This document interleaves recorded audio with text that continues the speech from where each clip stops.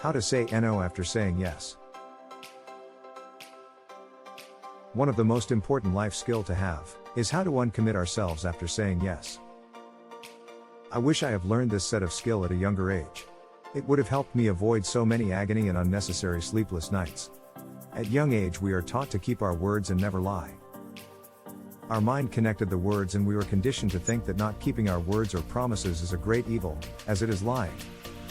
That mentality keeps me true to my words through life, but also had forced me to go through many internal conflicts, struggling to keep promises even if they were detrimental to me or others. Then there were times where I must back out of a deal or promises.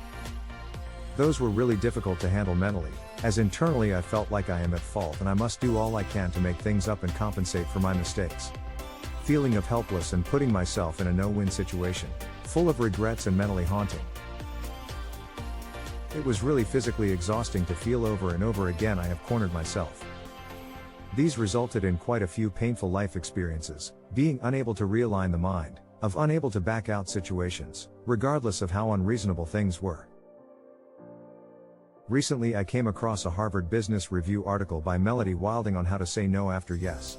I would like to share with you the similar conclusion and concepts that took me years to realize and come to terms. HBR, saying no is never easy, but it's particularly challenging after you've already said yes to a commitment. You may worry that backing out will burn bridges, cause you to be perceived as flaky or unreliable, or lead to you being labeled a poor team player. These fears are heightened for sensitive strivers, highly sensitive high achievers who tend to overthink situations and have a hard time setting boundaries. If you can relate, then the thought of retracting your agreement and facing the brunt of another person's disappointment or anger at you may be too much to bear.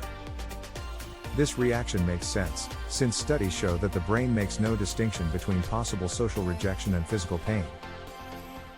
Whether you have overbooked yourself, realized you have a conflict, or otherwise can't or don't want to participate in a project, it's essential to uncommit gracefully. Doing so will keep your reputation intact and your relationship strong. 1. Consider the cost.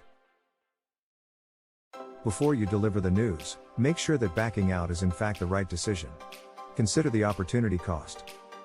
This is Economic 101, of cost versus benefit analysis. Doing so ground your mind to understand and view the situation logically. This helps casting aside emotional reasons and past social conditionings. Importantly, your mind starts to disassociate away from the feeling of trapped and incapability, and uses logical reasoning to create a better outcome. 2.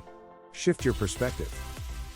If you're paranoid that saying no after you've already said yes will make you appear irresponsible, embrace the fact that it would be selfish and inappropriate to follow through on the task knowing you couldn't complete it. If you can't follow through on your promises, it's not a recipe for high performance, personal happiness, or strong relationships. Plus, consider the positive traits you display when you back out gracefully. You exemplify strong prioritization, time management, and transparent communication, all qualities of powerful leadership. Changing your mind does not necessarily mean you are backing out without regards or consideration for others. Often it is that we develop further insight and additional perspectives to the matter at hand. Perhaps there are others more appropriate for the job, or just simply you really is unavailable at the moment. The phrase, "I agree with you, only to disagree" is the perfect analogy to situation that requires guiding others to see the shifts in your perspective. It begins with being in agreement on others' point of views, however you would like to point out additional considerations and realizations. The key here is not only you let the other party to know that you are on the same page and same idea, and you would like to bring in additional values to help further the cause. Essentially you are not necessarily backing out of a deal, but rather enhance and make the possible outcome better. 3. Be diplomatic but truthful. When it comes time to deliver your message, be assertive and clear without over-explaining. In other words, aim to be direct, thoughtful, and above all else, honest. You want to be firm and assertive, help the receiving party to understand that you have overextended yourself, your time, your expertise, and your capabilities. Be honest and true and examine with other party where existed a bottleneck on the situation, and feasibility of completion versus cost requirements. Understand that the cost involves not necessarily only in monetary terms, but also the mental and physical drags if things continue on the same course. Importantly, you need to learn from it. Backing out of commitments isn't fun or comfortable, and it should never be. But it can provide a valuable lesson and an impetus to overcome people-pleasing tendencies that may be standing in your way of being more successful.